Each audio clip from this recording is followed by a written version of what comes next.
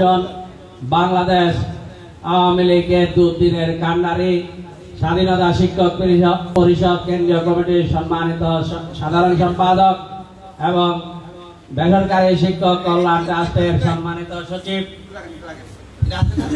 প্রিয় বন্ধুরা, আমি বলেছিলাম আপনাদের যদি কোনো প্রশ্ন থাকে, ইতিমধ্যে অনেক কথাই বক্তারা বলেছেন, আমার ধারণা অনেকের প্রশ্ন ইতিমধ্যে এসে গেছে।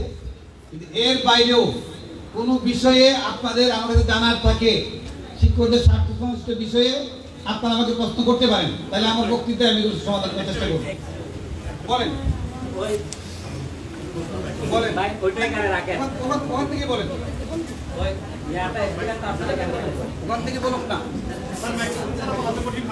আপনি দাঁড়াই বলেন, সময়টা কম লাগবে, অনেক সময় বেশি লেগে যাবে। প্রশ্নটা বলেন। একটা বিষয়, আমি অধ্যক্ষ আলহাদ মোসাদ্দেদ কলেজ লোহাগাড়া। আমার কলেজে 4টি বিষয় অনার্স আছে। আমার 4টি বিষয় অনার্সে 28 জন শিক্ষক আছে। না স্যার, আমি একটা কথা বলবো যে আমার বেতনের কথা আমি চাচ্ছি না, আমি বেতনের দিকে যাচ্ছি না। যেমন জাতীয় বিশ্ববিদ্যালয় এখন ছাত্র দেয়, এমন কলেজ আছে 2 জন ছাত্র নেই, সেখানে স্টুডেন্ট দেয়। এটা ব্র্যাকেটের সরকারি কলেজ।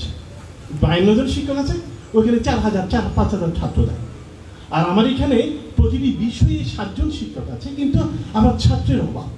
মানে সরকারি কলেজে পড়ার যে একটা প্রবণতা, যে তাহলে জাতীয় বিশ্ববিদ্যালয়ের উচিত যে আগে শিক্ষক দেখেন, সেই শিক্ষকের বেতন পাচ্ছি কিনা সেটা দেখেন, প্রয়োজন অধ্যক্ষের বিরুদ্ধে আপনার অ্যাকশন নেন, গভর্নমেন্টের বিরুদ্ধে অ্যাকশন নেন, এবং ছাত্রগুলো সুষমভাবে বণ্টিত হোক। আমি সেটা বলছি স্যার, আর কিছু। ধন্যবাদ। আসসালামু আলাইকুম। আমি মোহাম্মদ নূর হুসাইন, জামালুর রহমান খান বিজ্ঞান প্রযুক্তি স্কুল অ্যান্ড কলেজের প্রভাষক, হিসাব বিজ্ঞান বিভাগ। আমার বন্ধু পার্থ সারথী চৌধুরী একই কলেজে শিক্ষকতা করেছিলাম। আপনি শাহজাহান আলম সাধু, আমি এবং আপনি দুজনেই একই বিশ্ববিদ্যালয়ে লেখাপড়া করেছি, জগন্নাথ বিশ্ববিদ্যালয়, বাড়িয়ামার, ঢাকাতে, গাজীপুর এতে। তো আমি যে বিষয়টা বলতে চাচ্ছি সেটা হলো যে দীর্ঘদিন আমরা 18 বছর আমি শিক্ষকতা করি, আমারও সিনিয়র একজন শিক্ষক আছেন। আমরা কোনোদিন শুনি নাই জ্যেষ্ঠ প্রভাষক নামে কোনো পদ আছে। দুঃখজনক লাগে শিক্ষকতার জীবনে কোনোদিন, আমি এখনো প্রভাষক, আমার ছাত্র খুলনা বিএল কলেজে, গভর্নমেন্ট কলেজে সে আপনার অ্যাসোসিয়েট প্রফেসর হয়ে গিয়েছে, অথচ আমি শিক্ষক প্রভাষক, যদিও বা রেশিওর কারণে যদি হই কখনো জ্যেষ্ঠ প্রভাষক, এটা আমার কাছে অত্যন্ত লজ্জাজনক। 1, 2 নম্বর হচ্ছে আপনার মাধ্যমে দাবি আদায় হবে আশা করি, এবং সেইটা হচ্ছে সরকার যদি পরিকল্পিতভাবে একটি পরিকল্পনা দেন। ইংরেজিতে একটি কথা আছে, planning already have been done half work. পরিকল্পনা যে কোনো কাজের অর্ধেক শেষ করে দেয়। আমার দৃঢ় বিশ্বাস আপনার মাধ্যমে সেটা আদায় হবে ইনশাআল্লাহ।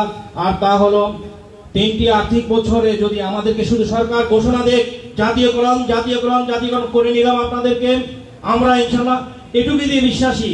আর তা হলো 3টি আর্থিক বছরে, একটি হচ্ছে হাউস রেন্টকে 3টি আর্থিক বছরে নিয়ে যাক, আর যে বোনাস আছে তাকেও 3টি আর্থিক বছরে, আমরা এটাতেই খুশি, যথেষ্ট।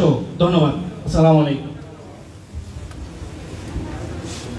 স্যার বলেন না, আপনি কি প্রশ্ন করার বলতেন? কেউ প্রশ্ন করলে সামনে চলে আসেন। আসসালামু আলাইকুম। আসসালামু আলাইকুম। স্যারের কাছে 2টা প্রশ্ন করবো, আমি 2টা কথা বলবো। স্যার, একই কাজ করে গভর্নমেন্ট স্কুলে হেডমাস্টাররা পায় 6ষ্ঠ গ্রেডে বেতন, বেসরকারি স্কুলে হেডমাস্টার পায় 6ষ্ঠ গ্রেড। একই দেশে তো 2টাই দেখতে পারে না। একই কাজ একই পরিধি, কাজের পরিধি একই। এই কথা বলবো। আর একটা কথা বলবো স্যার, আপনার ম্যানেজিং কমিটি নিয়ে। ম্যানেজিং কমিটি একই লোক, প্রভাবের কারণে একই লোক বারবার স্কুল প্রতিষ্ঠা হয়েছে পর্যন্ত, এই পর্যন্ত মরণ পর্যন্ত সে সদস্য থাকবে। অবশ্যই এটা হাইকোর্টে একটা রায় ছিল 8 জানুয়ারি, এটা পক্কা করা কারণ যদি জারি করে তাহলে স্যার উপকারী, আপনি একটু বলবেন স্যার ওখানে। ধন্যবাদ। ধন্যবাদ স্যার। আমি বান্দরবান থেকে, বান্দরবান যারা শাসিত শিক্ষক সমিতির সেক্রেটারি, কিছু সময় বলব। আমি আসার আগেই স্যার আমার বক্তব্য দিয়ে ফেলছিলাম। আমার প্রথম নম্বর হচ্ছে স্যার, এই মুজিব বর্ষেই আমরা জাতীয়করণের ঘোষণাটা আপনার মাধ্যমে আদায় করতে চাই। একটা প্রশ্ন, দ্বিতীয় প্রশ্ন হলো আমার আঞ্চলিক, আমরা পাহাড়ি ভাতার দাবিটা আমাদের প্রধানমন্ত্রী সহ শিক্ষামন্ত্রীর টেবিলে আমরা অনেকবার স্মারকলিপি সহ সব কিছু দ্বার প্রান্তে গিয়েছিলাম। এই সচিবদের আমাদের কারণে এটা স্টপ হয়ে গেছে। এই দাবিটা আমি আবারও আপনার মাধ্যমে উপস্থাপন করছি। ধন্যবাদ স্যার। আসসালামু আলাইকুম স্যার, ধন্যবাদ। আমি পটিয়াতলার কোলাগাঁও গ্রামের কোলাগাঁও স্বতন্ত্র একটি মাদ্রাসা আমি প্রধান স্যার। আমরা আমি 90 সাল থেকে আমি ওই মাদ্রাসায় আমি প্রধান শিক্ষক হিসেবে কাজ করে আসছি। আমি স্যারের সাথে আগে একবার এখানে 16 সালে আমি সাল দেখা হয়েছিল। বিশেষ করে লোহাগাড়া সাহাবীর স্কুলে আমি উপস্থাপন করেছিলাম। ব্যাপারে কথা হচ্ছে, আমরা এখনো পর্যন্ত 37 বছরে পদার্পণ করেছি। আমরা অবহেলিত, আমরা কোনো বেতন পাচ্ছি না, আমরা এভাবেই চলে যাচ্ছি। জনাবদ্দিন জিহাদি সাহেব আপনার সাথে আছে, আপনি আমাদেরকে একটু বলবেন আমরা পরিবারকে কি জবাব দেব, আমাদের মেয়েদেরকে, আমাদের সহকারী শিক্ষকদেরকে কি জবাব দেব। আমরা এখানে যাওয়ার পর আমাদেরকে দেখে থাকবে। আপনার কাছ থেকে আমরা একটা এই উত্তরটা পেতে চাই। আসসালামু আলাইকুম স্যার, আমি মোহাম্মদ আবু রায়হান, প্রভাষক হিসাব বিজ্ঞান আলহাজ মুস্তাফিজুর রহমান বিশ্ববিদ্যালয় কলেজ। স্যারের কাছে আমার একটা বিষয়, যে আজকেও জাতীয় সংসদে হয়তো আলোচনা হয়েছে আর পূর্বেও হয়েছে, অনার্স এবং মাস্টার্স এটা জাতীয় বিশ্ববিদ্যালয়ের অধীনে পরিচালিত এমন একটি সংস্থা, যে এটা বন্ধ করে দেওয়ার একটা যে কথা হচ্ছে স্যার, এই বিষয়ে স্যার আমি আপনার কাছে জানতে চাই। আর আমাদের অনার্স মাস্টার্সের এমপিও ভুক্তির বিষয়ে আমাদের যে দাবি দেওয়া আমরা পেশ করেছি, তার বিষয়ে কতটুকু স্যার অগ্রগতি পরিলক্ষিত হয়েছে, সে বিষয়টুকু স্যার আপনার মাধ্যমে আমি জানতে চাই। আসসালামু আলাইকুম। আসসালামু আলাইকুম। আমি রফিকুদ্দিন, প্রভাষক হিসাব বিজ্ঞান, সুবর্ণচন্দ্র ডিগ্রি কলেজ। স্যার, আমার প্রশ্ন হচ্ছে, আমরা যারা প্রভাষক আছি 10 বছর হলে আমাদের একটা টাইম স্কেল বা উচ্চতর গ্রেড আছে, নবম গ্রেড থেকে অষ্টম গ্রেডে যাব। তো জুন মাসে আমি এই আবেদনটা যখন দিলাম, ইতিমধ্যেই আমি 3টে ইনক্রিমেন্ট হয়ে 25,260 টাকা। পরবর্তীতে যখন খবর দিলাম আমার গ্রেডটাকে অলরেডি ওটা অতিক্রম করে ফেলছে, সেজন্য আমাদের আর এটা দেওয়া হচ্ছে না। এটা একটা। আরেকটা হচ্ছে নতুন সংশোধিত নীতিমালায় স্যার, ডিগ্রি কলেজের জন্য সহকারী অধ্যাপক, ইন্টারমিডিয়েট কলেজের জন্য সিনিয়র প্রভাষক, এটা মনে হয় অনেক বৈষম্যমূলক। এই ব্যাপারে স্যার আপনার দৃষ্টি আকর্ষণ করতে হবে। ধন্যবাদ। এবারে বক্তব্য রাখবেন স্বাধীনতা শিক্ষক পরিষদ কেন্দ্রীয় কমিটির সম্মানিত সাধারণ সম্পাদক, বেসরকারি স্কুল, বেসরকারি শিক্ষা প্রতিষ্ঠান কল্যাণ ট্রাস্টের সম্মানিত সচিব অধ্যক্ষ মোহাম্মদ শাহজাহান আলম সাজু স্যারকে বক্তব্য রাখার জন্য অনুরোধ জানাচ্ছি।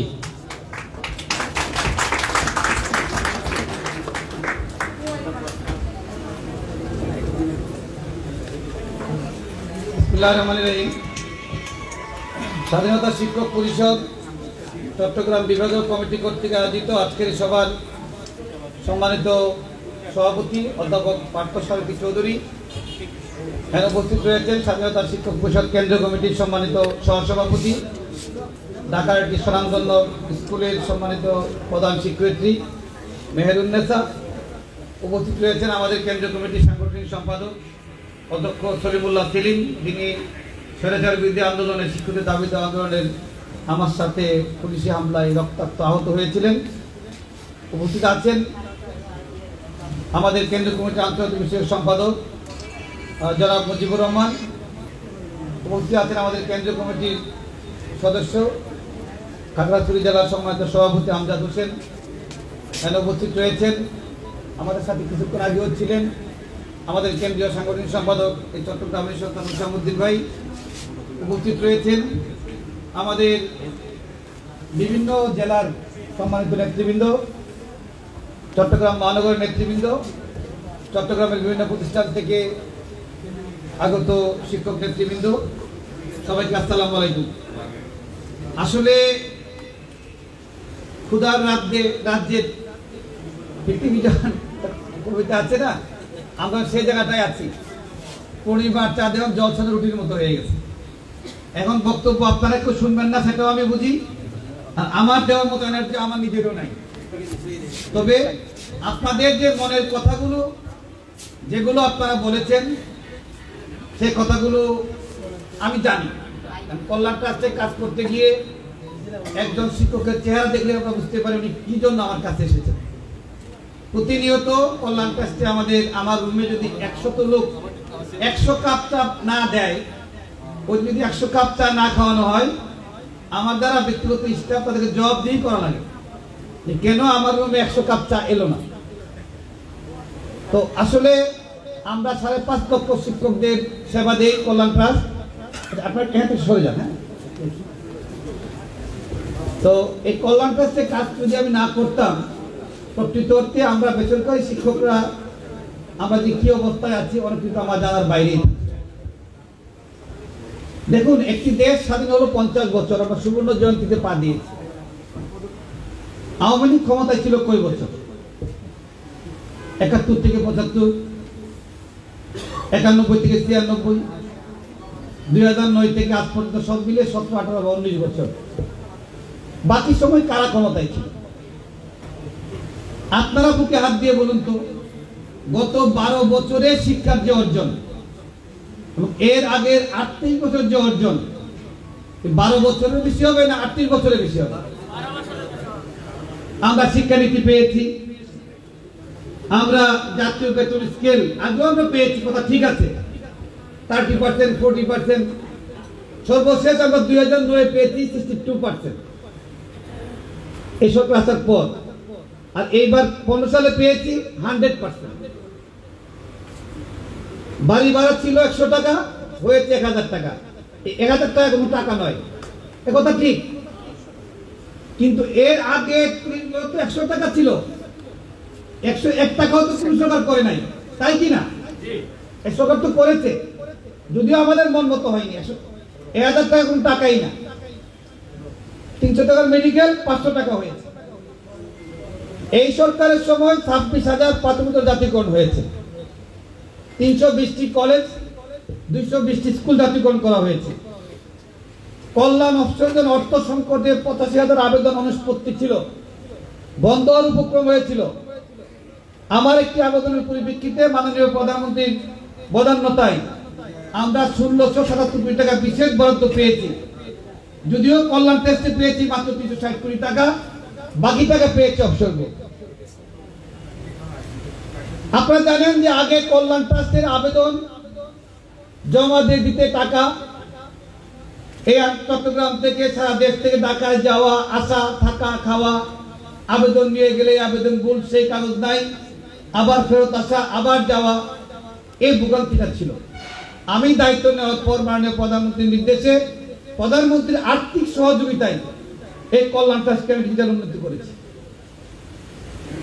আমার আগে 18 বছরে কল্যাণ ট্রাস্টে টাকা দিয়েছে 279 কোটি, আর আমি দিলাম গত 11 বছরে 3,500 কোটি। চেক দিলাম 1,25,000-এর মতো। এই সরকারের সময় অবকাঠামোর যে উন্নয়ন হয়েছে, আপনারাই বলুন, বাংলাদেশে এখন নতুন ভবন ছাড়া কোনো শিক্ষা প্রতিষ্ঠান পাবেন না। যেগুলো এখনো ভবন হয়নি, আগামী 1 বছরের মধ্যে কোনো স্কুল, কলেজ, মাদ্রাসা ভবনের বাকি থাকবে না। এখন কথা হলো, এতেই কি আমরা খুশি? এতে আমরা খুশি নই। আপনারা কয়েকটি মৌলিক প্রশ্ন করেছেন, এই প্রশ্নগুলোর জবাব যদি আমি না দেই, একটি বিভ্রান্ত সৃষ্টি হতে পারে, একটি ভুল মেসেজ যেতে পারে। আপনারা আমার মনে কথায় কষ্ট নেবেন না। এই হলে দাঁড়িয়ে 16 সালের আগস্ট মাসে এই প্রতিষ্ঠানের সনাতন অধ্যক্ষ মহোদয়ের সামনে, আপনাদের সামনে আমি কিছু কথা বলেছিলাম। সেদিন আমি বলেছিলাম, এই বেসরকারি শিক্ষকদের সমস্ত সমস্যা সমাধানের মূল একটি জায়গায় আমরা আটকে আছি, সেটা হলো জাতীয়করণ। সেদিন আমি এই মঞ্চ থেকে দাঁড়িয়ে সেদিন বলেছিলাম, স্বাধীনতা শিক্ষক পরিষদ জাতীয়করণের দাবিতে আমরা আজ থেকে রাজপথে নামলাম, এবং সেই দিনের পর থেকে এক মুহূর্তের জন্য আমরা আমাদের দাবি থেকে সরে আসিনি। আজকে একটি কথা শুধু মনে করতে চাই, এদেশে 1942 সালের আগ পর্যন্ত বেসরকারি শিক্ষকদের কোনো আর্থিক বেতন ছিল না। তখন কারা শিক্ষকতা করতেন? বিত্তবান, রাজা, বাদশা, জমিদার, সওদাগর, তাদের সন্তানরা শিক্ষকতা করতেন। তারা কোনো টাকার জন্য সেখানে আসতেন না, বেতনের জন্য আসতেন না, তারা আসতেন সম্মানের জন্য, সামাজিক মর্যাদার জন্য। তখন শিক্ষার্থীদের বাড়ি থেকে গরু দক্ষিণা দেওয়া হতো। তুমুকের বাড়ির লাউ, তুমুকের পুকুরের মাছ, তুমুকের গাভীর দুধ নিয়ে দেওয়া হতো শিক্ষকদেরকে, পণ্ডিত পড়া থেকে দেওয়া হতো।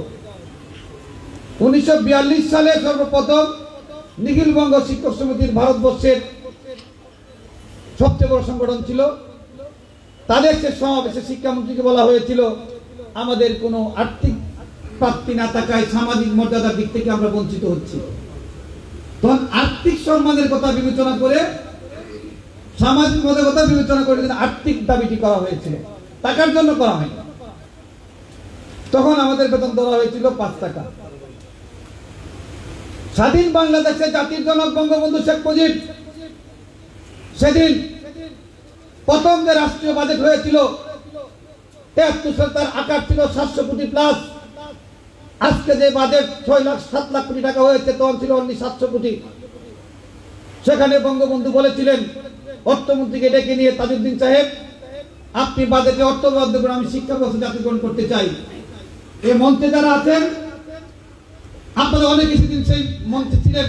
মাননীয় প্রধানমন্ত্রী কার্যালয়ে আমি যখন ডিজিটাল উদ্বোধন করেছিলাম কল্যাণ ট্রাস্টে 10 সালের 6 মার্চ, সেখানে আমি প্রধানমন্ত্রীকে সামনে রেখে কিছু কথা বলেছিলাম। আমার সেই বক্তব্য ইউটিউবে দেওয়া আছে, আপনারা দেখবেন। আপনারা কেউ কেউ বলেছেন মাননীয় প্রধানমন্ত্রীর কাছে সঠিক তথ্যটি তুলে ধরা হয় না। প্রিয় বন্ধুরা, আপনারা নিশ্চয়ই জেনে থাকবেন আমাদের সৌভাগ্য, আমরা আমাদের এমন একজন প্রধানমন্ত্রী জনতা শেখ হাসিনা, যিনি বাংলাদেশের কোন অঞ্চলের কোন উপজেলায় কোন গ্রামে কোন মাটিতে কোন ধান হয়, কোন ফসল হয়, সেই খবর কিন্তু প্রধানমন্ত্রীর কাছে আছে। সুতরাং আপনার আমার সমস্যা উনি জানেন না, এটা সঠিক নয়। সেদিন প্রধানমন্ত্রীকে সামনে রেখে আমি বলেছিলাম, মাননীয় প্রধানমন্ত্রী, আপনার বাবা জাতির জনক বঙ্গবন্ধু শেখ মুজিব যুদ্ধোত্তর এই বাংলাদেশের শিক্ষক জাতীয়করণে উদ্যোগ গ্রহণ করেছিলেন। তিনি অর্থমন্ত্রীকে ডেকে নিয়ে বলেছিলেন, তাজউদ্দিন আমি জাতীয়করণ করতে চাই, টাকা বরাদ্দ করো। অর্থমন্ত্রী মাথায় হাত দিয়ে বসে গিয়ে বলেছিল, বঙ্গবন্ধু গুডাউনে খাদ্য নেই, রিজার্ভ ফান্ডে টাকা নেই, রাস্তা নেই, ঘাট নেই, ব্রিজ নেই, কালভার্ট নেই, এই অবস্থায় আপনি জাতীয়করণ করবেন? বঙ্গবন্ধু ধমক দিয়ে বলছেন, এই তাজউদ্দিন আমি শেখ মুজিব যা বলি তা আমি করি। 200 বছর ব্রিটিশরা শোষণ করেছে, 23 বছর পাকিস্তান শোষণ করেছে। পাকিস্তানে আমাদের সন্তানদের হত্যা করে মেধাশূন্য করে দিয়ে গেছে। আমি সোনার বাংলা গর্ব, সোনার বাংলা বলে সোনার মানুষ চাই, আর সোনার মানুষ তৈরি করবে আমার শিক্ষকরা। তাদের পেটে ক্ষুধা রেখে সোনার মানুষ তৈরি হবে না। তুমি যেখান থেকে পারো টাকার ব্যবস্থা করো, একবার না পারো ধাপে ধাপে করো, শিক্ষা জাতীয়করণ করতে হবে। সেদিন 70,000 প্রাথমিক বিদ্যালয় 1,05,000 শিক্ষা জাতীয়করণ করা হয়েছিল। আমি দিন বলেছিলাম, মাননীয় প্রধানমন্ত্রী আপনি সেই আমার সন্তান, এই আমার শিক্ষকরা যাতে কষ্টে আছে, আমার বেসরকারি শিক্ষক বৈষম্য দূর করতে হবে।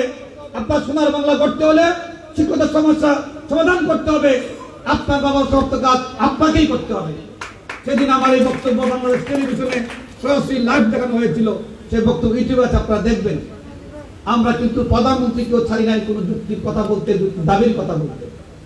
আর যার জন্য যে কথাগুলো আমি কিছুক্ষণ আগে বললাম, মাননীয় প্রধানমন্ত্রী ধাপে ধাপে কাজগুলো করেছেন। তারপরেও এখন আমাদের অনেক সংকট রয়েছে।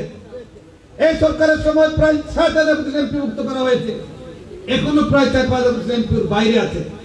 আমার অনার্স মাস্টার্সের বন্ধুরা বলেছেন এমপির বাইরে আছে, সতল চট্টোপাধ্যায় এমপির বাইরে আছে, এই কলেজের শিক্ষকরা এমপির বাইরে আছে।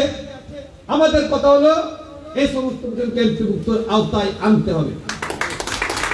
আমাদের কথা হলো আজকে যে বৈষম্য, আমরা যে বৈষম্যহীন শিক্ষা চাই। আজকে আপনাদেরকে আমি প্রশ্ন করি, এক সময় আমার শিক্ষকরা কি পেতেন? বেসরকারি শিক্ষকরা, যেটা আমি বলছিলাম 42 সালে 5 টাকা হলো, 73-এ বঙ্গবন্ধু প্রাথমিকে জাতীয়করণ করলেন। আমাদের কলেজে শিক্ষকদের করলেন 100 টাকা, স্কুলের করলেন 75 টাকা। ৭৭ বঙ্গবন্ধুকে হত্যা করা হলো। সেদিন যদি বঙ্গবন্ধুকে হত্যা করা না হতো আজকে জাতিগত আমাদের দাবি জানানো লাগতো না, তার বহু আগে জাতিগত হওয়ার কথা ছিল। বঙ্গবন্ধুকে হত্যা করার পর সেই ধারাবাহিকতা রক্ষা করা হয়নি।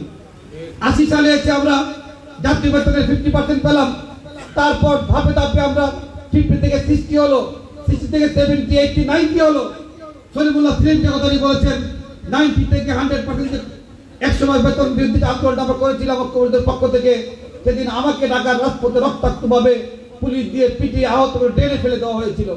আমার রক্তের বিনিময়ে 100% বেতনের চালু করা হয়েছিল।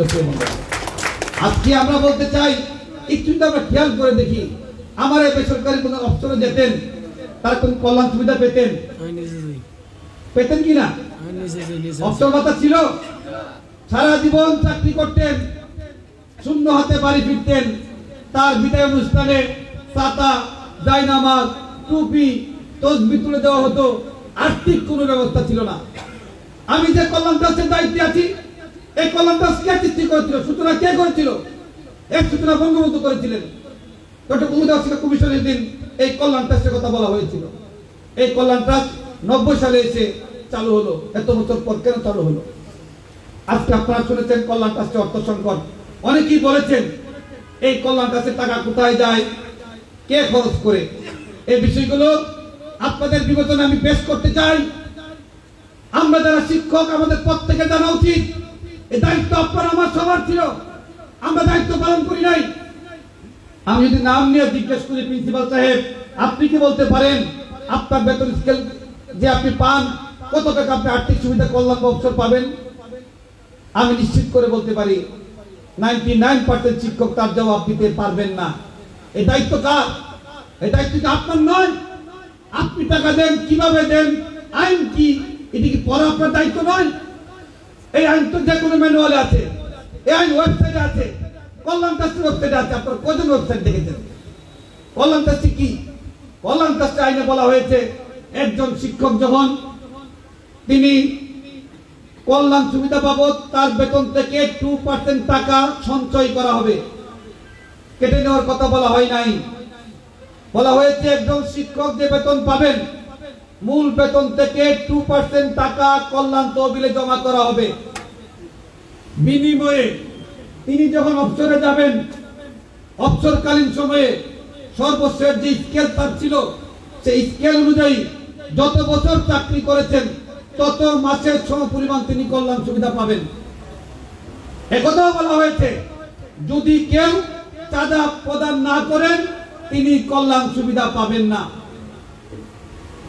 যারা মনে করেন কল্যাণ ট্রাস্টে চাঁদা দিলে আপনাদের পোষায় না, আপনারা চাইলে বিধির কাছে আবেদন করতে পারেন, আমি আমার চাঁদা দেব না, আমার চাঁদা আপনি কর্তন করবেন না, জমা করবেন না।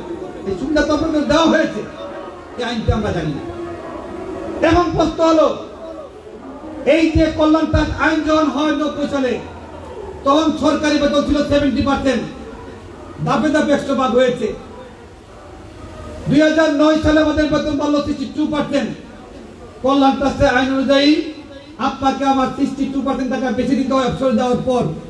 এখন প্রশ্ন হলো, কল্যাণ ট্রাস্টের আইনে বলা আছে কল্যাণ ট্রাস্ট শিক্ষকদের চাঁদার টাকায় পরিচালিত হবে, সরকার টাকা দিবে, একথা কল্যাণ ট্রাস্টের আইনে বলা নেই।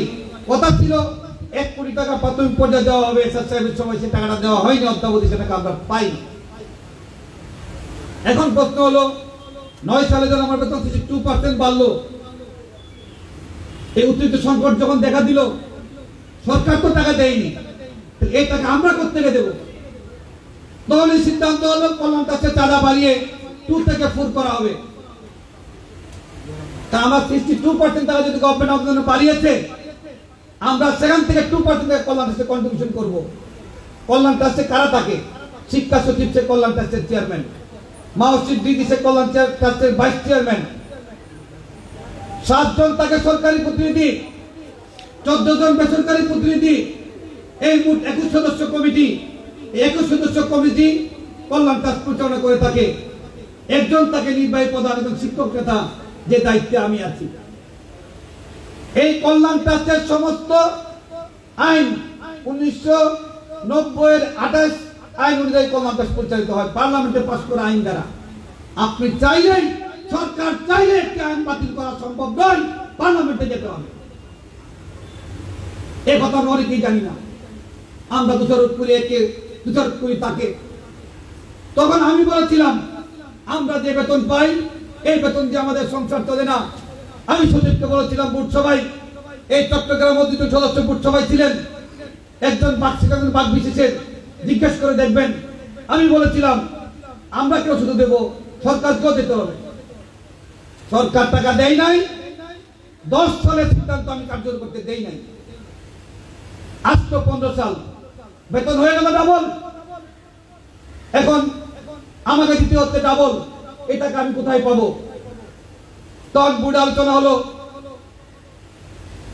আমরা আবেদন করলাম অর্থমন্ত্রীর টাকার জন্য। বৈঠক হলো, অর্থ সচিব, শিক্ষা সচিব, আমরা সেখানে ছিলাম। একাধিক বৈঠক হলো। আমাকে শিক্ষা সচিব জিজ্ঞাসা করেছিলেন আপনাদের এই কলেজের সভাপতি সাহেব তৎকালীন অর্থ মন্ত্রণালয়ের এখন যে প্রধান হিসাব রক্ষক মুস্তাফুদ্দিন স্যার, ওনার বাড়ি কে আছে কিনা আমি জানি না, তিনি তখন ছিলেন এডিশনাল সেক্রেটারি বাজেট অর্থ মন্ত্রণালয়ের। তিনি আমাকে প্রশ্ন করলেন, সাধু সাহেব আপনার একজন প্রিন্সিপাল কত টাকা পান বর্তমান 9 সালের স্কেলে, অর্থাৎ 7ম বেতন স্কেলে? আমরা বললাম স্যার 22.5 থেকে 23 লক্ষ টাকা পাই। এখন 15 স্কেলে কত টাকা পাবেন? আমি বললাম স্যার তার ডাবল পাবো, 46 লক্ষ টাকা পাবো। তিনি বললেন আপনারা যে 22-23 লক্ষ টাকা পেতেন টাকা কত দিতেন? আমি বললাম স্যার কল্যাণে 2 অপশনের 6% দিতাম। তিনি বললেন 6% যে 23 লাখ পান, এবং যদি তার ডাবল 46 লক্ষ টাকা পান তাহলে তো 12% হওয়া উচিত। আমরা তো আমাদের ভাষায় কথা বলি। অনেক বাক বিতর্ক হলো, যুক্তিতর্ক হলো। আমি বললাম স্যার, উনি তখন বললেন সরকারি চাকরি যারা করে তারা সরকারি বিসিএস পিএসসি মোকাবেলা করে যোগ্যতা প্রমাণ করে সরকারি চাকরিতে আসে। আপনারা বেসরকারি শিক্ষক তখন এনটিআরসি ছিল, আপনারা কিভাবে এসেছেন? আপনারা তো বিসিএস দিয়া এই চাকরিতে আসেন নাই। আপনারা তো জানেন যে বেতন পাবেন আপনি এত টাকা, হাউজিং পাবেন এত টাকা, মেডিকেল এত টাকা, আপনাদেরই কেন আমাদের দিতে হবে? জেনেই তো আপনারা আসছেন। এই যুক্তির প্রশ্নে আপনারা কি জবাব দিতেন? আমি তখন বললাম স্যার আপনার কথায় যুক্তি আছে, তো এটাও তার মাথায় রাখতে হবে।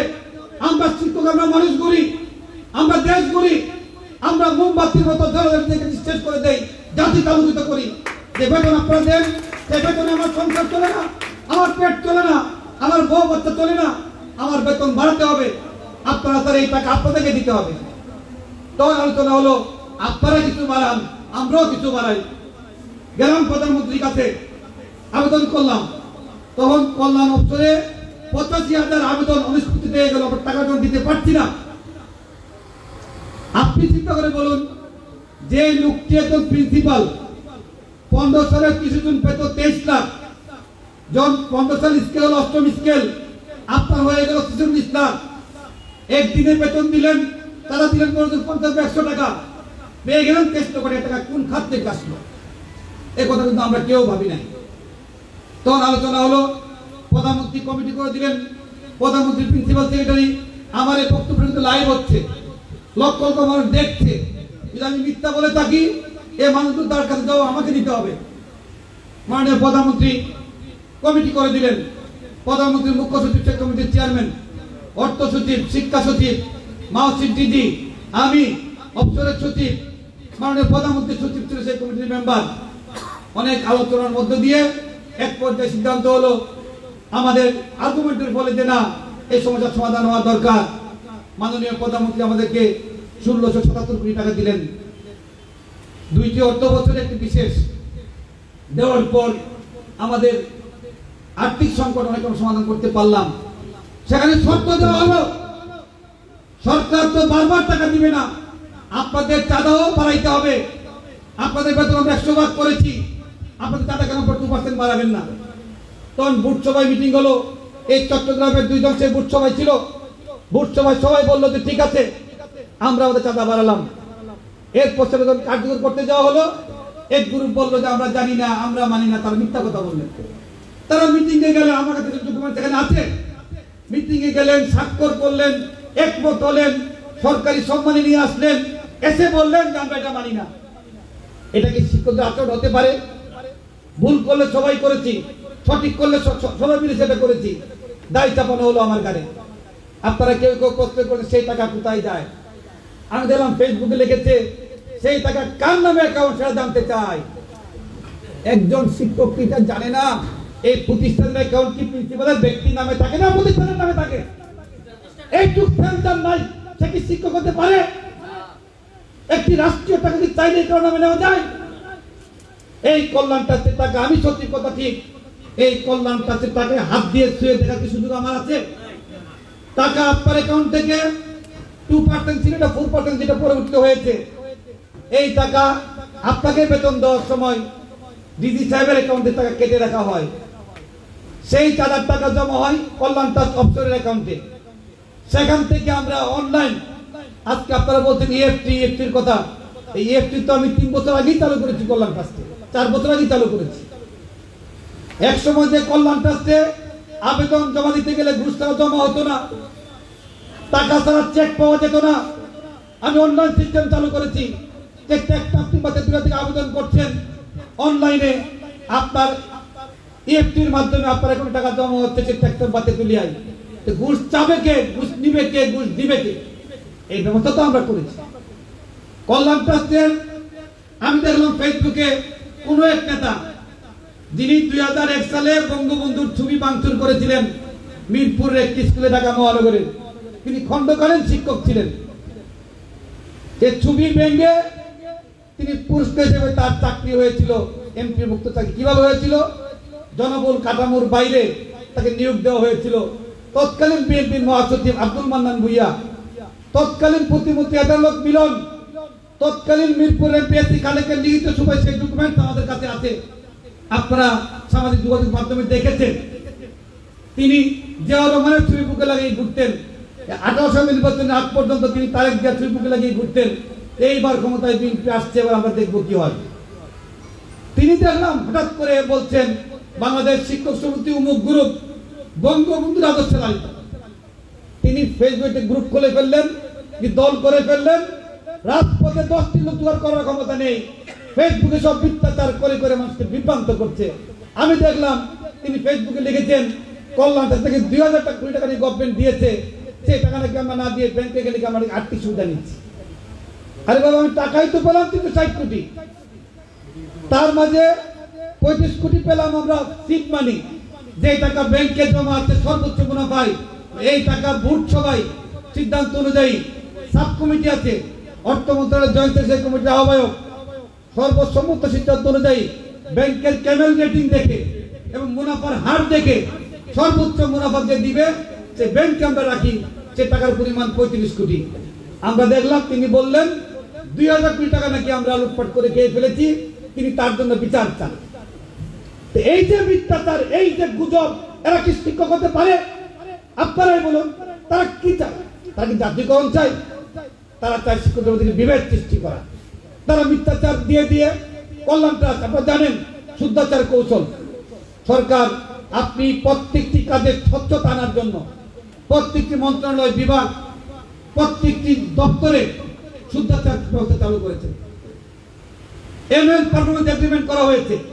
1 বছর আমি কি কি কাজ করব, সেই কাজ অনুযায়ী আমাকে আগের থেকে গভর্নমেন্টকে বলতে হবে, আমার মন্ত্রণালয়কে আমি বলবো, আমার মন্ত্রণালয় আমার পক্ষ থেকে প্রধানমন্ত্রীকে বলবে আমার এই দপ্তর এই মন্ত্রণালয় যদি এই কাজ করবে। 1 বছরে আমি কি কি করব তার লিখিত আমি বর্ণনা দেব। 3 মাস পর পর কতটুকু করলাম আমি গভর্নমেন্টকে জানাবো। কি করলাম, যে ওয়েবসাইট দিতে মানুষকে জানানোর জন্য আমরা দিলাম। 3 মাসে আমাদের খরচ হয়েছে 26 লক্ষ টাকা।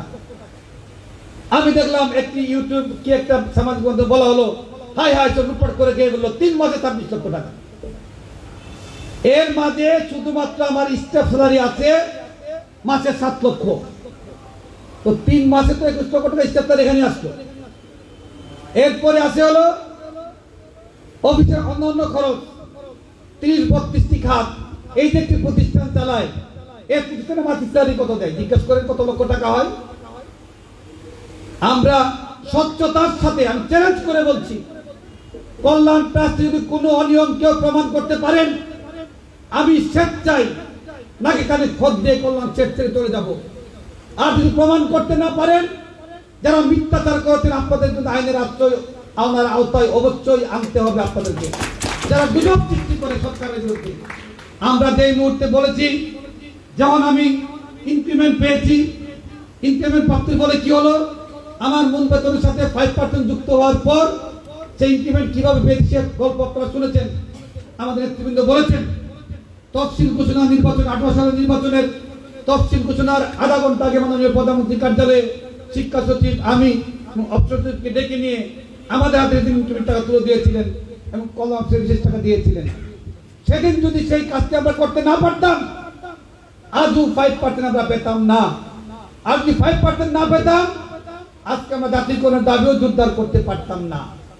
একটি কথা আপনি খেয়াল করে দেখুন, এই 5% প্রাপ্তির মধ্যে কি হলো, আপনি প্রতি বছর 5% বেশি বেতন পাচ্ছেন। এখন আপনার যে স্কেল আছে 12 থেকে 13 বছর পর অটোমেটিকলি আপনার ডাবল হয়ে যাবে।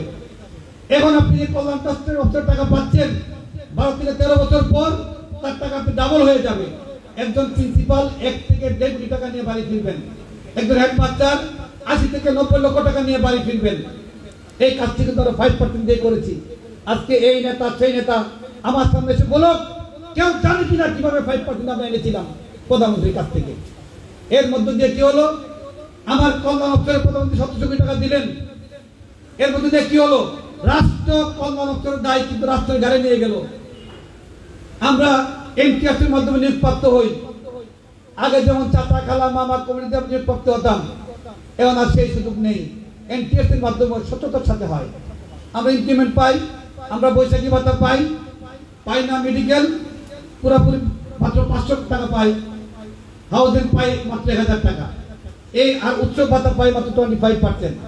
এই উৎসব ভাতা, হাউজিং, মেডিকেল এই বর্তমানে পার্থক্য রয়েছে। আমরা মনে করি রাষ্ট্রের যে সামর্থ্য আছে আমাদের সে জাতীয়করণ করার জন্য। এখন এজন্য কি করতে হবে, এজন্য আমাদের সবাইকে ঐক্যবদ্ধভাবে কাজ করতে হবে। আমাদের কমন স্বার্থ ঐক্যবদ্ধভাবে কাজ করা। আপনি কাদা ছড়াছড়ি করবেন, আপনি মিথ্যা গুজব ছড়াবেন, বিভ্রান্ত সৃষ্টি করবেন, কার স্বার্থে আপনি করছেন? আপনি কে? 5টি লোক নেই, একটি সংগঠন নেই, ফেসবুকে যার মধ্যে আপনি লিখে দিলেন। শিক্ষকদেরকে বিভ্রান্ত করার মধ্য দিয়ে, অনৈক্য সৃষ্টি করার মধ্য দিয়ে আজকে ষড়যন্ত্র করা হচ্ছে শিক্ষক জাতীয়করণ না হয় সেজন্য। কারণ জাতীয়করণ হলে অনেকের রাজনীতি করা বন্ধ হয়ে যাবে। প্রিয় বন্ধুরা, তাই আমরা বলছি, আমরা জাতীয়করণ কি জন্য চাই, মুজিব বস্তি কেন আমরা চাই। অনেক বক্তারা বলেছেন, আমরা প্রধানমন্ত্রীকে বলেছি, লিখিতভাবে আমরা বলেছি। আপনি প্রচারপত্র দেখেছেন, এখানে আমরা গত মুজিব বর্ষের গত জানুয়ারিতে আমরা সারা দেশ, আপনার নেতারা সেদিন সেখানে ছিল, সবাইকে ডেকে মতামত দিতে আমরা বলেছিলাম, আমরা মুজিব শতবর্ষে জাতীয়করণ বাস্তবায়নের দাবিতে আমরা 1 বছরের কর্মসূচি দিয়েছিলাম, যেটি আপনাদের হাতে হাতে আছে। সেখানে আমরা বলেছিলাম 5ই অক্টোবর বিশ্ব শিক্ষক দিবসে আমরা স্বরাজ্য উদ্যানে মাননীয় প্রধানমন্ত্রীকে নিয়ে আসবো। সেখানে আমরা মাননীয় প্রধানমন্ত্রীর কাছ থেকে জাতীয়করণের ঘোষণা শুনবো। সেই অনুযায়ী আমরা কাজ শুরু করেছিলাম। কোভিড-19 ফলে হয়তো আমরা সেটা করতে পারি নাই, তারপরে ভার্চুয়ালি করেছি। সেখানে শিক্ষা মন্ত্রী ছিলেন, শিক্ষা উপমন্ত্রী ছিলেন। সেখানে আমরা বলেছি জাতীয়করণ কেন প্রয়োজন। আমরা বলেছি জাতীয়করণ শুধু আমাদের জন্য প্রয়োজন তা নয়, জাতীয়করণ রাষ্ট্রের জন্য প্রয়োজন। বঙ্গবন্ধুর স্বপ্ন সোনার বাংলা বিনির্মাণের জন্য সোনার মানুষ তৈরির জন্য দরকার। আমার শিক্ষকদের এই বৈষম্য রেখে সোনার মানুষ হবে না। আজকে যে কমিটির দৌরাত্ম, কমিটি চাইলে আপনার চাকরি আছে, না চাইলে আপনার চাকরি নেই। একজন প্রধান শিক্ষক, হেডমাস্টার, প্রিন্সিপাল সারাদিন সেই কমিটির সভাপতি পিছিয়ে গুড়গুড় করতে হয়, আপনাদের তার পিছিয়ে গুড়গুড় করতে হয় আপনার চাকরি রক্ষার জন্য। আপনি পঠন পাঠনে কর্মনোযোগী হবেন, আপনার চাকরির নিশ্চয়তা নেই, বেতন বৈষম্য, সামাজিক মর্যাদা, এইসব কারণে আমরা চাই জাতীয়করণের একমাত্র সমাধান। জাতীয়করণ হলে অনেকেই বলছেন এখন যে টাকা আমরা প্রতিষ্ঠানে জমা হয়, সেই টাকা জমা যদি আমরা সরকার নিয়ে যাই টাকা নাকি লাগবে না। এই হিসাবটি সঠিক নয়। প্রিয় বন্ধুরা, আমরা শিক্ষক, আমরা যে কথাটি বলবো তথ্য নির্ভর হইতে হবে, যুক্তিক হইতে হবে। আমরা চাচ্ছি টোটাল শিক্ষা ব্যবস্থা জাতীয়করণ, অর্থাৎ রাষ্ট্র শিক্ষার দায়িত্ব নেবে।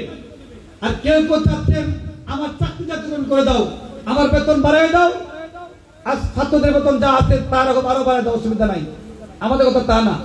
আমাদের কথা হলো বিনামূল্যে রাষ্ট্র শিক্ষার দায়িত্ব নিতে হবে, যাতে কৃষক, শ্রমিক, মেহনতি মানুষ তাদের সন্তানরা বিনা পয়সা পড়ালেখা করতে পারে, তাতে করে তাদের সমর্থন আমাদের মধ্যে আসবে।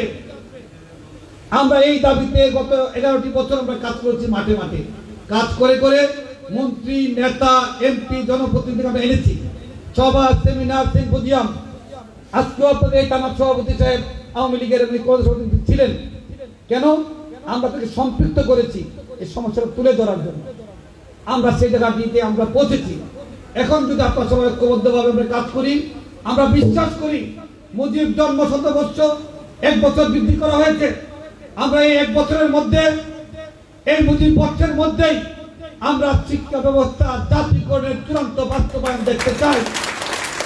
আমরা মাননীয় প্রধানমন্ত্রীকে বলেছি, প্রয়োজনে আপনি ক্যাটাগরি করে দেন, 2 বছর 3 বছর মেয়াদি করে দেন, 3-4 বছরের মধ্যে জাতীয়করণ করা হবে। প্রথম এ, তারপরে বি, তারপরে সি, তারপরে ডি।